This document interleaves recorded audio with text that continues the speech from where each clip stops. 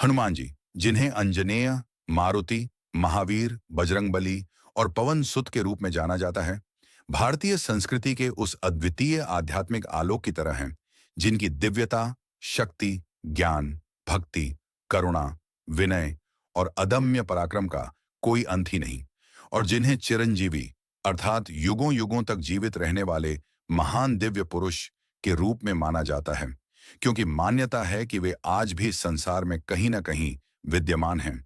गंधमादन पर्वत से लेकर कैलाश तक और महेंद्र पर्वत से लेकर हिमालय के घने शिखरों तक उनकी उपस्थिति दिव्य गूंज की तरह महसूस की जाती है। उनका जन्म वायु देवता की कृपा से हुआ। माता अंजना को शिव के वरदान का फल मिला और इस कारण हनुमान जी को शिव का अंशावतार भी माना जाता है। इसीलिए उनके चरित्र में अद्भुत संयोजन मिलता है। एक ओर वे वायु के वेग जैसी गति वाले हैं, तो दूसरी ओर शिव जैसी तपस्या, धैर्य और आकाश जितनी गहरी आंतरिक शक्ति रखते हैं। बचपन से ही उनका स्वभाव निडर, सरल, दयालु और असाधारण था। सूर्य को फल समझकर निगल लेना, देवराज इंद्र के वज्र को झेल जाना, ब्रह्मा, विष्णु और अन्य देवताओं का आशीर्वाद पाना, ये सब घटनाएं केवल कथा नहीं, बल्कि यह दर्शाती हैं कि एक दिव्य आत्मा जब इस धरती पर अवतरित होती है, तो उसमें कैसी अप्रतिम शक्तियां प्रकट होती हैं। उनकी शिक्षा आर्षि मातंग, आर्षि चंद्रमौली, सूर्यदेव और उनके अन्य गुरुओं से प्राप्त हुई, जिसने उन्हें वेद वेदांगों का ज्ञानी, अर्षि स्तरीय विद्वान, व्याकरण में महारथी, युद्ध नीति में सर्वोत्तम, योग और ध्यान में सिद्ध और नैतिकता के सर्वोच्च शिखर पर स्थापित कर दिया। परंतु उनकी सबसे महान विशेषता केवल शक्ति नहीं, बल्कि विनय है, क्योंकि इतनी अपार क्षमता होने के बावजूद उन्होंने कभी अहंकार को अपने भीतर प्रवेश नहीं करने दिया। प्रभु श्री राम से उनकी भेंट केवल एक भक्त की नहीं, बल्कि दो महान आत्माओं की संगति थी। राम ने उनमें अपना सबसे विश्वसनीय सेवक और मित्र देखा, और हनुमान ने राम में वह परिपूर्ण आदर्श पाया जिसे पाने के बाद उनके जीवन का लक्ष्य केवल एक ही रह गया।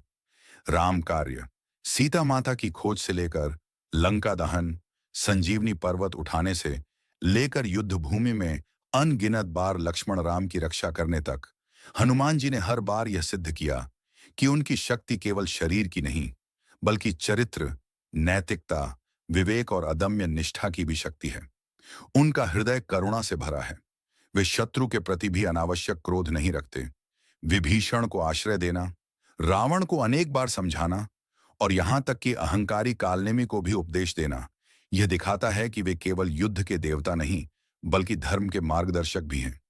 उनका आशीर्वाद भक्तों को निर्भयता, उत्साह, बुद्धि, एकाग्रता, साहस और सद्बुद्धि प्रदान करता है, और इसी कारण वे केवल हिंदू धर्म ही नहीं, संपूर्ण भारतीय संस्कृति में शक्ति और संरक्षण के सर्वोच्च प्रतीक माने जाते हैं। उनकी चिरंजीवता का अर्थ यह नहीं कि वे केवल जीवित हैं, बल्कि यह कि वे तब तक जीवित रहेंगे जब तक धर्म का कार्य पूर्ण नहीं हो जाता, और जब तक कलयुग में लोगों को साहस, सहाय और सच्चाई की आवश्यकता रहेगी, क्योंकि यही विधान है कि महावीर हनुमान की उपस्थिति इस धरती पर तब तक बनी रहेगी जब तक राम का नाम, धर्म का प्रकाश और सत्य का मार्ग जीवित है। कहा जाता है कि आज भी वे हिमालय, गंधमादन या पाताल भोग तक कहीं ना कहीं तपस्या में लीन हैं, कहीं कहीं दीन दुखियों की सहायता के लिए प्रकट होते हैं, कभी कभी साधुओं को दर्शन देते हैं और कभी कभी किसी भक्त की हृदय पुकार पर अदृश्य रूप से सहायता प्रदान करते हैं। उनकी भक्ति शक्ति इतनी अद्भुत है कि तुलसीदास, व्यास, वाल्मीकि, कबीर, रामदास, स्वामी विवेकानंद जैसे अनगिनत संतों ने उनकी उपस्थिति और कृपा को अनुभव किया। कहा जाता है कि रामचरितमानस लिखते समय तुलसीदास के पीछे हनुमान जी स्वयं उपस्थित रहते थे। योग तंत्र और मानस विज्ञान के अनुसार हनुमान जी का स्वरूप अपराजेय मन का भी प्रतीक है, अर्थात मन को जीत लेने वाला, इच्छाओं को संयमित कर लेने वाला और जीवन के कठिनतम पलों में भी दृढ़ रहने वाला। वे केवल पौराणिक चरित्र नहीं, बल्कि एक जीवंत प्रेरणा है, और इसी कारण उनका चिरंजीव रूप हमें यह संदेश देता है कि जीवन में शक्ति का उपयोग संरक्षण के लिए करो, बुद्धि का उपयोग धर्म के लिए करो और भक्ति का उपयोग आत्मा को उच्च बनाने के लिए करो। वे भक्तों के लिए सदैव उपलब्ध हैं, कभी मंदिरों में, कभी मन के भीतर, कभी संकट मोचन रूप से सहायता करते हुए, और कभी अदृश्य आशीर्वाद के रूप में। उनका जीवन यह सिखाता है कि सच्ची महानता विनय में है, सच्ची भक्ति सेवा में है और सच्ची शक्ति संयम में है। और यही कारण है कि वे केवल चिरंजीवी ही नहीं, बल्कि अजर अमर प्रेरणा के अक्षय स्तंभ हैं, जिनकी महिमा का वर्णन करते करते समय भी थक जाए, पर उनकी महिमा अनंत है और रहेगी। भगवान परशुराम जी, जिन्हें विष्णु के छठे अवतार के रूप में पूजा जाता है, भारतीय धार्मिक संसार के उन अद्वितीय, तेजस्वी, पराक्रमी और अमर चरित्रों में से एक हैं, जिनकी कथा में तप, क्षत्रिय बल का विनाश, धर्म की पुनर्स्थापना, असाधारण गुरुत्व, गुरु भक्ति, शस्त्र कला का जन्म और अनगिनत वीरों के निर्माण जैसे तत्व समाये हुए हैं। परशुराम केवल एक योद्धा नहीं थे, वे काल को भी मोड़ देने की क्षमता रखने वाले ब्रह्म ज्ञान से परिपूर्ण ब्रह्मर्षि थे। उनका जीवन इतिहास इतना विस्तृत, गहरा और बहुमुखी है कि जब भी धर्म की रक्षा, अन्याय का विरोध, गुरु शिष्य परंपरा की महिमा, तप की शक्ति और शस्त्र विद्या की ऊंचाइयों की बात आती है, तो परशुराम जी का स्मरण स्वतः हो जाता है। वे न तो पूरी तरह साधु थे, न ही पूरी तरह क्षत्रिय। वे ब्रह्म तेज और क्षत्र तेज का ऐसा दिव्य संगम थे, जिसमें ज्ञान की अग्नि भी थी और धैर्य की शीतलता भी। यही कारण है कि वे चिरंजीवी माने जाते हैं, यानी वे आज भी जीवित हैं। और जब तक मनुष्य धर्म अधर्म की उलझनों में भटकता रहेगा, तब तक परशुराम की महिमा, चेतावनी और मार्गदर्शन संसार में विद्यमान रहेगा। परशुराम जी का जन्म महर्षि जमदग्नि और माता रेणुका के घर हुआ। उनका जन्म क्षत्रियों के विनाश के लिए हुआ था, परंतु उसके पीछे छिपी कहानी मात्र हिंसा की नहीं, बल्कि धर्म की रक्षा की कहानी थी। कहा जाता है कि परशुराम ने बचपन से ही अपार तेज, असाधारण स्मरण शक्ति, अनुशासन, परिश्रम और नैतिक दृढ़ता को धारण कर लिया था। वे बचपन से ही रुद्र के साधक थे और शस्त्र विद्या के साथ ध्यान, योग और वैदिक ज्ञान में भी पारंगत थे। उनके शरीर में कठोरता थी, पर हृदय में करुणा भी उतनी ही विशाल थी। उनकी वाणी सरल परंतु दृढ़ थी।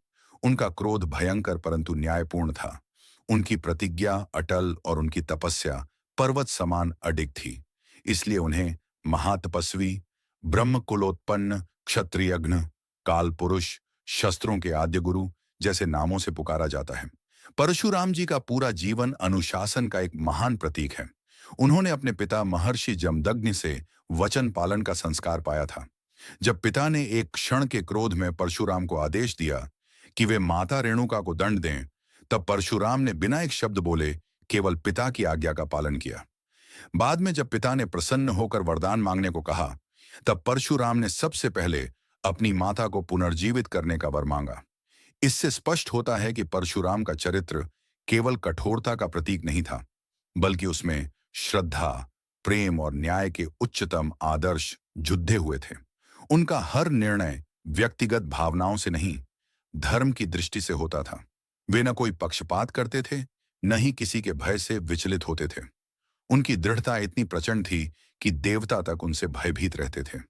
परशुराम जी की प्रसिद्ध कथा में सबसे महत्वपूर्ण घटना है कार्तवीर्य अर्जुन सहस्रार्जुन का वध और 21 बार पृथ्वी को क्षत्रियहीन करना।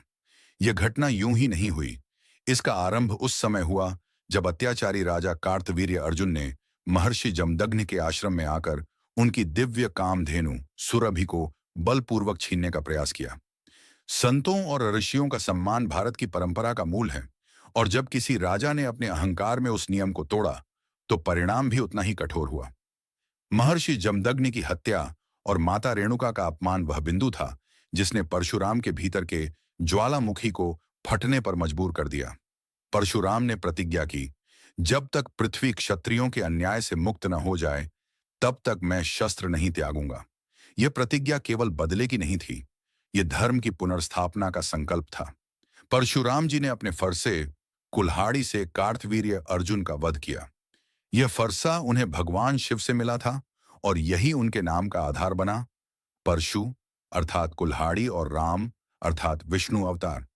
शिव ने स्वयं इस फरसे को परशुराम को दिया था और वे शिव के परम शिष्य भी थे। कहा जाता है कि उन्होंने शिव के समक्ष कई वर्षों तक कठोर तप किया और उनसे दिव्यास्त्र, महास्त्र और शस्त्र विद्या प्राप्त की। वे ऐसी शस्त्र कला के झाता बने कि मनुष्य क्या, देवता भी उनसे सीखने आने लगे। उनके शिष्य इतने महान बने कि आगे चलकर वे भारतीय इतिहास और महाकाव्यों को बदलने वाले योद्धा सिद्ध हुए, जैसे भीष्म, कर्ण, द्रोणाचार्य, एकलव्य आदि। परशुराम के भीतर केवल युद्ध कला ही नहीं, बल्कि क्षत्रिय वंशों के 21 बार विनाश की कथा पारंपरिक ग्रंथों में गहरी है। पर इसका अर्थ यह नहीं है कि परशुराम अत्याचारी या निर्दयी थे। उनका उद्देश्य केवल अत्याचार और अहंकार का नाश था, और वे हर बार अत्याचारी राजाओं को ही दंड देते थे। कई क्षत्रिय कुलों को उन्होंने जीने दिया, जो धर्मपरायण थे। इससे स्पष्ट होता है कि उनकी प्रतिज्ञा क्रोध में नहीं, बल्कि धर्म की रक्षा की आवश्यकता से जन्मी थी। वे महापुरुष सिर्फ विनाश के प्रतीक नहीं थे, बल्कि न्याय, अनुशासन, समाज व्यवस्था और संतुलन के दूत थे। जब जब समाज में शक्ति और सत्ता का असंतुलन बढ़ता था, परशुराम प्रकट होकर उसे ठीक करते थे। परशुराम जी की भूमिका महाकाव्यों, रामायण और महाभारत दोनों में भी अत्यंत महत्वपूर्ण है। रामायण में जब श्री राम शिव धनुष तोड़ते हैं, तब परशुराम प्रकट होकर राम की परीक्षा लेते हैं। परंतु जब वे जान जाते हैं कि यह राम कोई साधारण मनुष्य नहीं, बल्कि स्वयं विष्णु का अवतार है, तो वे शांत हो जाते हैं और अपना संपूर्ण ब्रह्मतेज राम को समर्पित कर देते हैं। यह घटना परशुराम के चरित्र का वह पहलू दिखाती है जहां अहंकार नहीं, सत्य की स्वीकृति और ज्ञान का सम्मान है। महाभारत में उनकी भूमिका गुरु के रूप में दिखती है। उन्होंने कर्ण को वह दिव्यास्त्र, ब्रह्मास्त्र दिया जो किसी भी युद्ध का निर्णायक रूप बदल सकता था। वे द्रोण और भीष्म जैसे महायोद्धाओं के भी गुरु रहे। परशुराम की शिक्षा ने भारत के सबसे महान योद्धाओं को गढ़ने में भूमिका निभाई, और इस प्रकार भारतीय महाकाव्यों का आधा इतिहास उन्हीं की शस्त्र कला और ज्ञान का परिणाम है। परशुराम को चिरंजीवी माना जाता है, यानी वे आज भी जीवित हैं। परंपराओं के अनुसार वे हिमालय, महेंद्रगिरी, कोंकण, सह्याद्री और कहां-कहां रहते हैं। इस पर कई मत हैं, पर विश्वास यही है कि जब भी धर्म संकट में आता है, परशुराम का मार्गदर्शन किसी न किसी रूप में सामने आता है। वे कैलाश पर जाकर शिव के साथ साधना करते हैं, कभी महेंद्रगिरी पर्वत पर तप में लीन रहते हैं, कभी गुप्त रूप से शिष्यों को शिक्षा देते हैं। वे कालातीत हैं, समय के पार, मृत्यु के पार, युगों के पार। किंवदंतियों में कहा गया है कि जब कलयुग के अंत में भगवान कल की अवतार प्रकट होंगे, तब परशुराम स्वयं उन्हें शस्त्र विद्या सिखाएंगे। इस कारण से परशुराम को भविष्य की पीढ़ियों के प्रशिक्षक के रूप में भी देखा जाता है। परशुराम जी का जीवन केवल युद्ध, तप और क्रोध तक सीमित नहीं है। उनके भीतर त्याग, संयम और सेवा के भाव भी उतने ही गहरे थे। वे जहां भी जाते, वहां आश्रम रचते, ब्राह्मणों को शिक्षा देते, जनता को धर्म का मार्ग बताते और न्याय की स्थापना करते थे। वे कहते थे कि शस्त्र का अंतिम उद्देश्य शांति होना चाहिए। यही कारण है कि उन्होंने जीवन के अंतिम काल में पृथ्वी के पश्चिमी भाग, विशेषकर महाराष्ट्र, गोवा, कर्नाटक और केरल को समुद्र से ऊपर उठाया, और इस भूमि क्षेत्र को परशुराम क्षेत्र कहा जाता है। यह कथा प्रतीकात्मक भी हो सकती है, पर इसका अर्थ स्पष्ट है। परशुराम एक सृजनकर्ता भी थे, केवल संहारक नहीं। वे संतुलन के निर्माता थे। परशुराम जी का चरित्र आधुनिक समय के लिए भी प्रेरणादायक है। उनका संदेश यह है कि क्रोध तब तक ही उचित है जब तक वह अन्याय मिटाने के लिए हो, अहंकार के लिए नहीं। अनुशासन वह आदर्श है जो मनुष्य को पतन से बचाता है। ज्ञान और शक्ति का संयम ही मनुष्य को महान बनाता है। गुरु का सम्मान और वचन का पालन हर युग में मनुष्य को श्रेष्ठ बनाता है।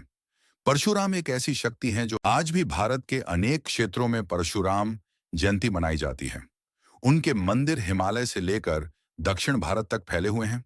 शस्त्र पूजन में, युद्ध कला के विद्यालयों में, पारंपरिक मार्शल आर्ट्स जैसे कलारीपेट्टू में, गुरु शिष्य परंपरा में और धर्म के प्रति दृढ़ता में परशुराम की छाप आज भी जीवित है।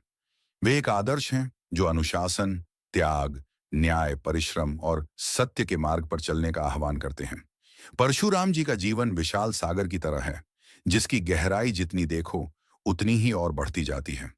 वे केवल एक चरित्र नहीं, बल्कि धार्मिक संतुलन, धर्म की रक्षा, अनुशासन, न्याय, शक्ति का संयम, गुरु भक्ति और तप की पराकाष्ठा का जीवन स्वरूप हैं।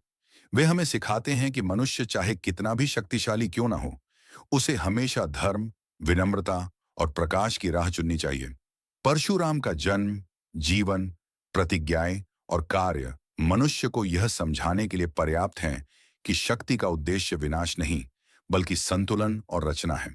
उनका अस्तित्व धर्म का प्रहरी है, जो तब तक रहेगा जब तक संसार में सत्य और असत्य की लड़ाई जारी है। अब बात करते हैं वेद व्यास जी की। वेद व्यास, जिन्हें कृष्ण, द्वैपायन, बादरायण और महर्षि व्यास के नाम से जाना जाता है, भारतीय ज्ञान परंपरा के उन अद्वितीय चिरंजीव आर्षियों में से एक हैं, जिन्होंने न केवल वेदों को विभाजित कर मानव जाति के लिए उन्हें सुगम बनाया, बल्कि महाभारत जैसे विश्व के सबसे विशाल ग्रंथ की रचना की, पुराणों का संकलन किया, ब्रह्मसूत्र लिखे और भारत की आध्यात्मिक चेतना को ऐसे आकार दिया कि लाखों वर्षों का ज्ञान एक सुव्यवस्थित रूप में पूरी मानवता के लिए सुरक्षित हो गया।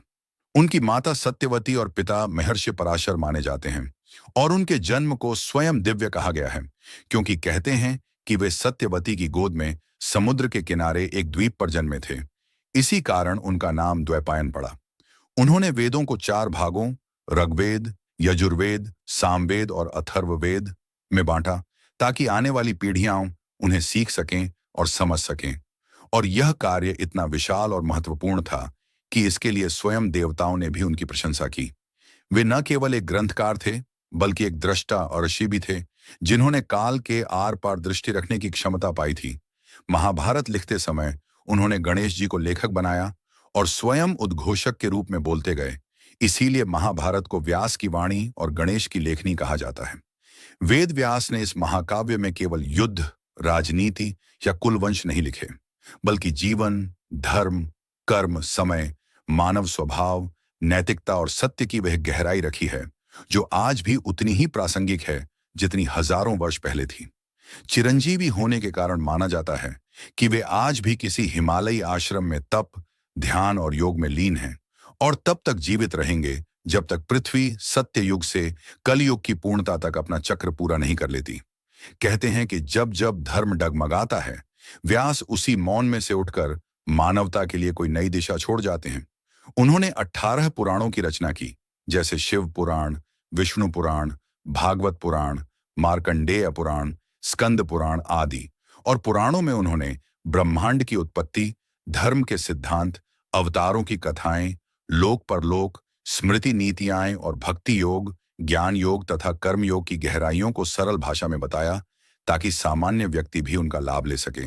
विशेष रूप से श्रीमद्भागवत पुराण में उन्होंने भगवान कृष्ण की लीला, भक्ति का मार्ग और जीव ब्रह्म का संबंध जिस मधुरता से लिखा है, वह उन्हें केवल एक आर्षि ही नहीं, बल्कि भक्ति परंपरा के भी स्तंभ के रूप में स्थापित करता है।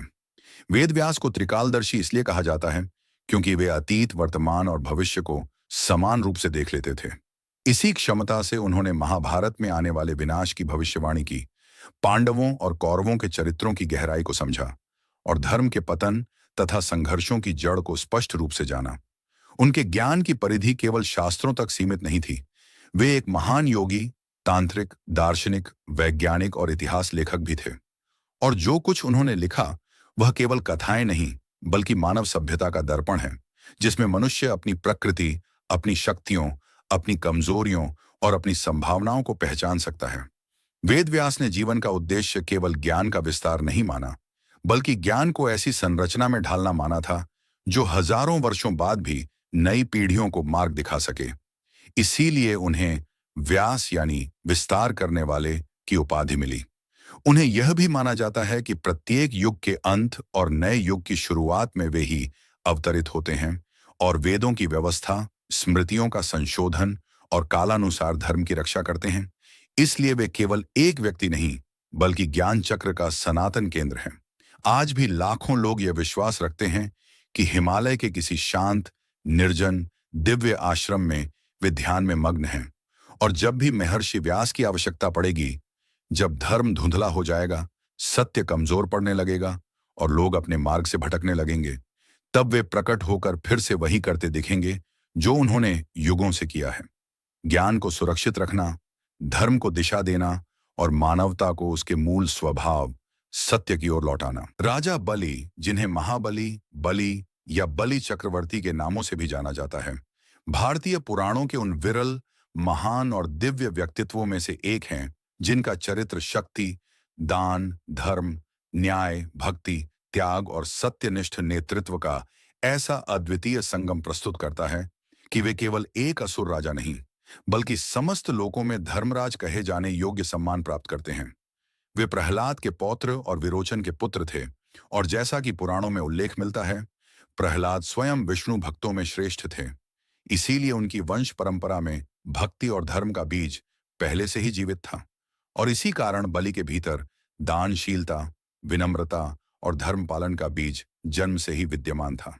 राजा बलि ने तप, यज्ञ, दान, दक्षता, पराक्रम और संगठन की असाधारण क्षमता से न केवल पृथ्वी लोक पर बल्कि देवलोक तक अपना अधिकार स्थापित कर लिया, और उनके शासन की चमक पूरी त्रिलोक में फैल गई।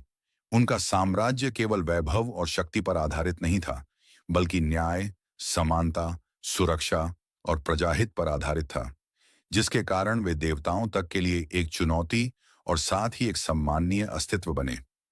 जब राजा बलि ने 100 अश्वमेध यज्ञ पूरे किए और वे देवराज इंद्र से भी ऊपर उठे, तब देवताओं में भय फैल गया कि यदि बलि इसी गति से आगे बढ़ते रहे तो वे इंद्रासनों को भी स्थायी रूप से अपने नियंत्रण में ले लेंगे। और यही कारण था कि देवताओं ने भगवान विष्णु के पास जाकर उनकी शरण ली। ये वह समय था जब आर्षि, कश्यप और अदिति ने भगवान से प्रार्थना की, और भगवान विष्णु ने वामन अवतार लेकर पृथ्वी पर अवतरण किया, एक छोटे, शांत, तेजोमय ब्राह्मण बालक के रूप में, जिनकी चाल, सरलता और दिव्यता में एक ऐसा आकर्षण था कि राजा बलि जैसे महान शासक भी तुरंत उनकी ओर आकर्षित हो गए। उस समय बलि विशाल यज्ञ कर रहे थे, और उनके यज्ञ स्थल में सभी देव, दानव, आशी, ब्राह्मण और गुरु शुक्राचार्य उपस्थित थे। जब वामन उन परोपकारी राजा के पास पहुंचे, तो बलि ने अत्यंत विनम्रता और प्रसन्नता से उनका स्वागत किया और उनसे पूछा, हे ब्राह्मण, मैं आपको क्या दान दे सकता हूं? इस प्रश्न पर वामन ने अपने कोमल किंतु प्रभावशाली स्वर में कहा, मुझे केवल 3 पग भूमि चाहिए, उतनी ही भूमि जितनी मैं अपने 3 चरणों में नाप सकूं। और यह सुनकर यज्ञ स्थल में उपस्थित सभी लोग स्तब्ध रह गए, क्योंकि इतने महान राजा से इतना सूक्ष्म और छोटा दान मांगना कुछ विचित्र प्रतीत हुआ। लेकिन राजा बलि अपनी दानशीलता के लिए प्रसिद्ध थे, और उन्होंने बिना सोचे समझे यह दान देने की घोषणा कर दी। तब गुरु शुक्राचार्य ने उन्हें चेतावनी दी कि यह बालक कोई साधारण ब्राह्मण नहीं, बल्कि स्वयं विष्णु हैं, जो देवताओं के हित के लिए यह रूप धारण कर आए हैं। परंतु बलि ने अपने गुरु की सलाह को सम्मान देते हुए भी कहा कि यदि भगवान स्वयं मेरे पास भिक्षा मांगने आए हैं, तो इसका अर्थ है कि मैं धन्य हूं, और मैं अपने वचन से पीछे नहीं हटूंगा। और यही राजा बलि की महानता का चरम है। वचन पालन के लिए उन्होंने स्वयं के साम्राज्य को भी तुच्छ समझा। इसके बाद वामन ने विराट रूप धारण किया, एक ऐसा दिव्य, ब्रह्मांडमय, अनंत रूप जिसका वर्णन शब्दों में असंभव है। उन्होंने पहले कदम में पृथ्वी को, दूसरे कदम में संपूर्ण ब्रह्मांड और स्वर्गलोक को नाप लिया। तीसरे कदम के लिए कोई स्थान नहीं बचा, और तब उन्होंने राजा बलि की ओर देखा, और बलि ने बिना झिझक कहा, भगवान, तीसरा कदम मेरे सिर पर रख दीजिए। और यह वह क्षण था जिसने राजा बलि को केवल एक महान दानवीर नहीं, बल्कि धर्मराज, विनयशील, भक्तवत्सल और इतिहास में अमर होने योग्य चिरंजीवी बना दिया। भगवान विष्णु उनके इस समर्पण, त्याग और धर्मप्रियता से इतने प्रसन्न हुए कि उन्हें सुतल लोक का शासक बनाया, एक ऐसा लोक जो देवलोक से भी श्रेष्ठ, अधिक सुसज्जित, दिव्य और शांत बताया गया है। और उन्होंने राजा बलि को यह वरदान दिया कि वे युगों युगों तक जीवित रहेंगे, उन्हें कोई मृत्यु स्पर्श नहीं करेगी, और वे सदैव अपने लोक में धर्मपूर्वक शासन करते रहेंगे। इसके साथ ही भगवान ने यह वर भी दिया कि स्वयं विष्णु उनके साम्राज्य की रक्षा के लिए सदैव उनके द्वारपाल के रूप में मौजूद रहेंगे। और यह घटना इस बात का प्रमाण है कि धर्म, सत्य और दानशीलता किसी जाति या कुल के आधार पर नहीं, बल्कि व्यक्ति के चरित्र पर आधारित होती है। क्योंकि विष्णु स्वयं एक असुर राजा से इतने प्रसन्न हुए कि उनके द्वारपाल बन गए। राजा बलि के चिरंजीवी होने का अर्थ यह है कि वे आज भी जीवित हैं, सुतल लोक में शासन कर रहे हैं, और यह विश्वास भी है कि कल युग के अंत में भगवान विष्णु के कल के अवतार के समय राजा बलि पुनः पृथ्वी पर आकर धर्म राज्य स्थापित करेंगे। दीपावली का एक महत्वपूर्ण दिन बलि प्रतिपदा भी राजा बलि को समर्पित है, क्योंकि माना जाता है कि इस दिन वे पृथ्वी लोक का दर्शन करने आते हैं, और उनकी स्मृति में अनेकों स्थानों पर उत्सव मनाया जाता है। राजा बलि का चरित्र हमें यह संदेश देता है कि शक्ति से बड़ा त्याग है, साम्राज्य से बड़ा सत्य है और सत्ता से बड़ा वचन। उनकी विनम्रता, उदारता और धर्म का आदर्श आज भी मनुष्यों को प्रेरित करता है कि वास्तविक महानता बाहरी वैभव में नहीं, बल्कि हृदय की पवित्रता में होती है। यही कारण है कि राजा बलि को तीसरे चिरंजीवी के रूप में स्मरण किया जाता है, एक ऐसे अमर राजा के रूप में जिनका आदर्श कालों काल तक जीवित रहेगा, क्योंकि उन्होंने दिखा दिया कि सच्ची महानता किसी जन्म या कुल में नहीं होती, बल्कि मनुष्य के कर्म, वचन और सत्य निष्ठा में होती है। और यही गुण उन्हें एक ऐसे चिरंजीवी के रूप में स्थापित करते हैं जो आज भी सुतल लोक में दिव्य शासन करते हुए समय और युगों की सीमाओं से परे अपनी धर्ममय आभा से समस्त सृष्टि को प्रेरणा प्रदान करते हैं। भगवान कृष्ण, जिन्हें हरि, गोविंद, माधव, मुरारी और जगन्नाथ के नामों से भी जाना जाता है, भारतीय पौराणिक कथाओं और धर्म में एक अद्वितीय और अत्यंत महत्वपूर्ण स्थान रखते हैं। उन्हें विष्णु के 8वें अवतार के रूप में माना जाता है और उनके जीवन का हर पहलू भक्ति, ज्ञान, धर्म और योग का प्रतीक है। कृष्ण का जन्म और उनका जीवन केवल एक ऐतिहासिक घटना नहीं, बल्कि मानव जीवन के आदर्श, धर्म के मार्ग और भक्ति के प्रतीक के रूप में देखा जाता है। वे न केवल मोह और अज्ञान से लड़ने वाले योद्धा हैं, बल्कि प्रेम, करुणा और धर्म की प्रतिमूर्ति भी हैं। भगवान कृष्ण का जन्म मथुरा नगरी में देवकी और वसुदेव के घर हुआ था। उनका जन्म एक विशेष उद्देश्य से हुआ था, अत्याचार और अधर्म के विरुद्ध संघर्ष करना। उनके जन्म के समय मथुरा में कंस का अत्याचार चरम सीमा पर था। कंस, जो कृष्ण के मामा थे, देवकी और वसुदेव से डरते थे, क्योंकि एक भविष्यवाणी के अनुसार देवकी का 8वां पुत्र उन्हें मृत्यु देगा। इस कारण कंस ने पहले 7 जन्मों के बच्चों को मार डाला, लेकिन भगवान कृष्ण का जन्म गोपियों और वसुदेव की मदद से सुरक्षित हुआ। जन्म के कुछ ही समय बाद उन्हें यमुना नदी के माध्यम से गोकुल में नंद और यशोदा के घर पहुंचाया गया। गोकुल और वृंदावन में कृष्ण का बाल्यकाल अत्यंत लीलामय और अद्भुत था। उन्होंने छोटे छोटे बालक होते हुए भी असाधारण साहस और ज्ञान का परिचय दिया। बचपन में उन्होंने अनेक असुरों और दुष्ट प्राणियों का नाश किया। बाल लीलाओं में उनकी प्रमुख लीलाएं हैं कालिया नाग का संहार, पूतना का वध, त्रिनेत्र कासुर का नाश और गोवर्धन पर्वत उठाना। गोपियों के साथ उनकी रासलीला और प्रेम, भक्ति और दिव्यता का अद्भुत उदाहरण है। कृष्ण के बाल्यकाल की कहानियां केवल मनोरंजन नहीं हैं, बल्कि जीवन के उच्च आदर्श और आध्यात्मिक संदेश देती हैं। कृष्ण का जीवन केवल बाल्यकाल तक सीमित नहीं है। उनका किशोर और युवा अवस्था का जीवन धर्म की रक्षा और अधर्म का नाश करने के लिए समर्पित था।